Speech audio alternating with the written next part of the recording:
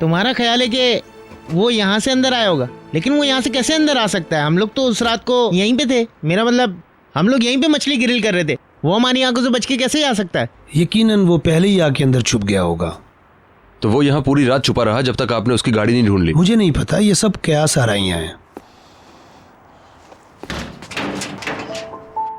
देखो, इसे तो खोलना बहुत ही आसान है ना?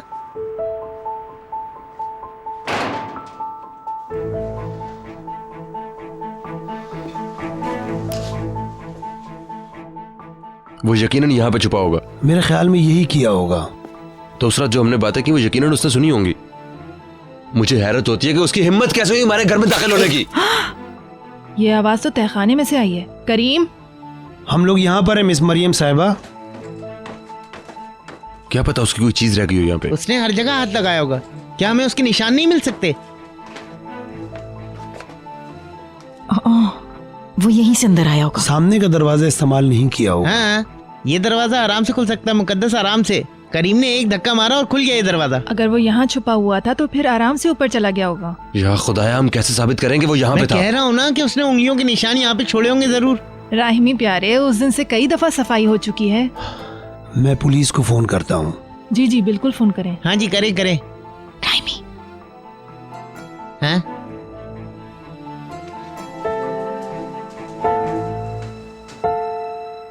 तुम अपना मुंह बंद रखो राहिमी। मुझे लगता है तुम दोबारा जेल जाना चाहते हो।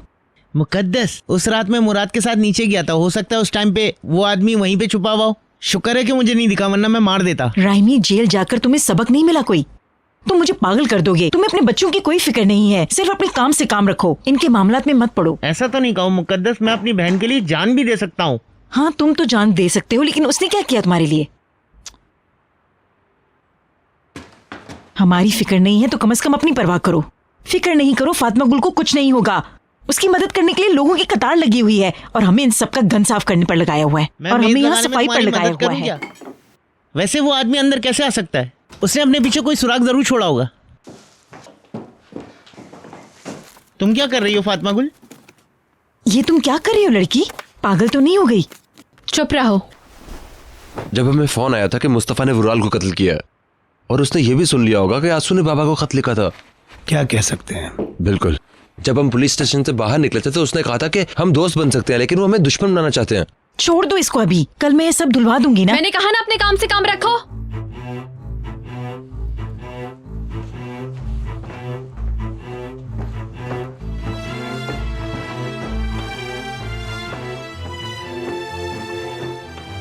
छोड़ दो फातिमा गुल, मैं कर दूंगी ना। क्या हो रहा है?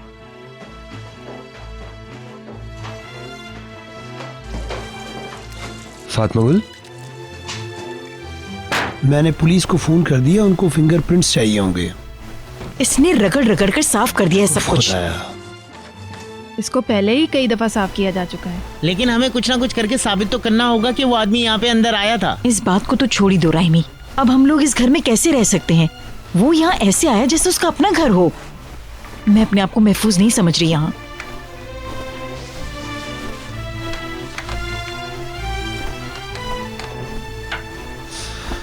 छूना नहीं, मैं इसे साफ करूंगी।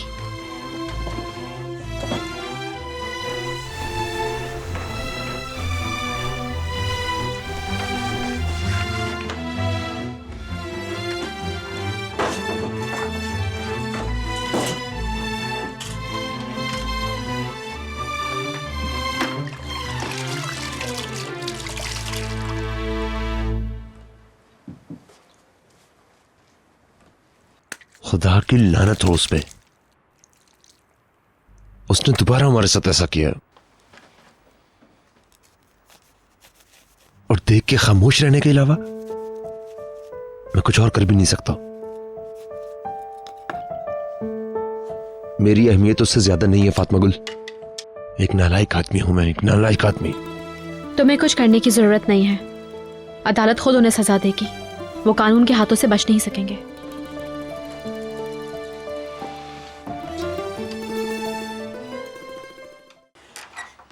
तुम सोए नहीं अभी तक? आए मम्मी आए। मैं सिर्फ ये देखने आई थी कि तुमने मेडिसिन ली कि नहीं। जी मैंने खा ली।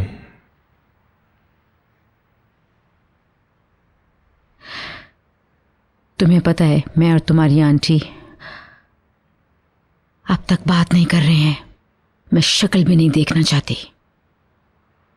मुझे यकीन नहीं आता उसने आखिर ये किया क्या है। वो इतनी जिद्दी कैसे हो सकती है। उसने हद तक सलीम की फिक्र भी नहीं की। सब कुछ बिल्कुल ठीक होने वाला था अगर हम इस मौके से फायदा उठाते तो, मगर रेहान भी। मम्मी बुरा ना माने, हर बात की कोई ना कोई वजह जरूर होती है। कैसे बुरा ना मानूं, मुझे ये कबूल नहीं। हम लोग इस घर में मजीद नहीं रह सकते। हमें इन लोगों को छोड़ना होगा बस। बेटा हम छोटे से घर में रह लेंगे। अरे मम्मी छोड़े भी। ये वाज़ेह है कि वो लोग नहीं चाहते कि हम यहाँ पे रहें। सिर्फ तुम्हारे बाबा की वजह से हम यहाँ पे रह रहे हैं। मैं मजीद इस तरह की जिंदगी नहीं गुजार सकती। मम्मी अब सब कुछ भूल जाए, हम कहीं नहीं जा रहे अब, ठीक है? मुझे भी उनकी शक्लें देखने का कोई शौक नहीं है, मगर मैं फिर भी देखता हूँ क्योंकि मुझे उन पर नजर रखनी है। और आंटी के बारे में? आंटी के साथ अपने मसाइल हल कर लें। मैं ये हरगिज नहीं चाहता कि मेरी वजह से आप दोनों के आपस के ताल्लुकात खराब हों। उन्होंने वही सब किया जो उन्हें सही लगा। असल खतरा वो नहीं, बाकी लोग हैं। रिशाद सलीम मुनीर शैतानों का टोला है। हमें उनसे हमेशा होशियार रहना पड़ेगा, खासतौर से आज के बाद। क्या हुआ? कुछ कहा उसने? नहीं, लेकिन वो लोग कभी भी कोई भी चाल चल सकते हैं। उनका कुछ पता नहीं है, आप नहीं जानती उन्हें।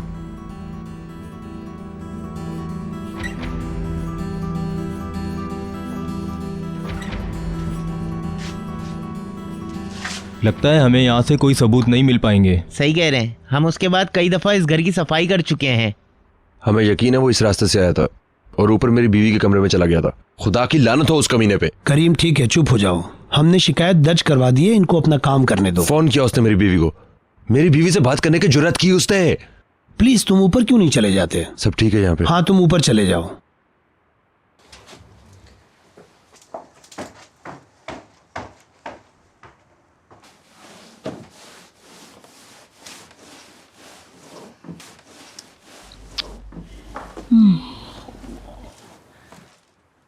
इसकी सफाई अभी तक खत्म नहीं है मरियम आपा?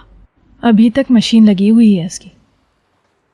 अल्लाह अल्लाह अल्लाह, इतनी रात तक सफाई कर रही है। करीम क्या हुआ, पुलिस वाले चले गए? नहीं, अभी तक वो यहाँ पे ही है। ये पागल हो गई, मैं बता रही हूँ। सफाई कर करके अपने आप को थका रही है। पूरे घर को साफ किए बगैर नहीं सोएगी। वो जो कर रही है उसको करने दो तुम। इस तरह उसको सुकून मिल जाए शायद। ठीक है। बाहर रहो, मैं सफाई कर रही हूँ। फातिमा गुल तुम क्या कर रही हो? क्या तुम ठीक तो हो ना? मैं सफाई कर रही हूँ, तुम देख रहे हो ना? फातिमा गुल करीम प्लीज मुझे करने दो। जब तक मैं सफाई नहीं कर लूंगी मैं किसी चीज को छू नहीं पाऊंगी। ठीक है, सब छोड़ दो। यहाँ से सब कुछ छोड़ दो, हम बाबा के घर चलते हैं। छुप के भाग जाए इन लोगों से। फातिमा गुल तुम जितना भी साफ कर लो उनकी गंदगी साफ नहीं होने वाली है। कोई फायदा नहीं है, तुम जानती हो। इसलिए अपने आप को थकाओ मत। वाकई में ये तुम कह रहे हो? तुम हार मान रहे हो इन लोगों से? मैंने हार नहीं मानी है। तुम बताओ मैं क्या करूं? हाँ, किस तरह सजा दूं उनको? तुम ही बताओ मुझे। यकीनन तुम इनको सजा नहीं दे सकोगे। फातिमा गुल तुम खुद ही देखो, उन्होंने अब तक हमें शिकस्त दी है और तमाम लड़ाइयां जीत ली हैं। नहीं, उन्होंने बात की और मैं खामोश रहा। उन्होंने हमला किया और मुझे पीछे कर दिया गया। फातिमा गुल उन्होंने मेरे हाथ बांध दिए और मुझे किसी के काबिल नहीं छोड़ा है। करीम प्लीज मेरी बात सुनो। तुम ही कहते थे ना कि हमें लड़ाई लड़नी है, हार नहीं मानना। और अब तुम डर के भागना चाहते हो, हथियार फेंकना चाहते हो। तुमने जो भी कहा है सोच समझ के कहा है। इधर देखो, अगर तुम इस तरह से कहोगे तो हम कैसे उनके खिलाफ लड़ेंगे? मानती हूं कि तुम्हारा सब्र जवाब दे रहा है, लेकिन तुमने कभी इस बात पे गौर किया है कि सारा बोझ सिर्फ और सिर्फ मुझी पर ही है? लेकिन सिर्फ इस उम्मीद पे मैं ये सब कुछ बर्दाश्त कर रही हूं कि एक दिन इंसाफ मिलेगा मुझे, क्योंकि अच्छी उम्मीद रखो तो अच्छा ही फल मिलता है। इसलिए मैं हौसला नहीं हारी। तुम अपना गुस्सा तो कम करो। तुम्हारा गुस्सा तुम्हें गुमराह कर देगा। थक गए हो तुम, मैं जानती हूँ, लेकिन खुदा के लिए मेरे लिए तो कम से कम अपनी उम्मीद बना के रखो। हमने मिलकर इतनी मुश्किलात सही हैं, आगे भी हालात का मुकाबला करेंगे। यकीन है मुझे। तुम भी खुद पे भरोसा रखो करीम।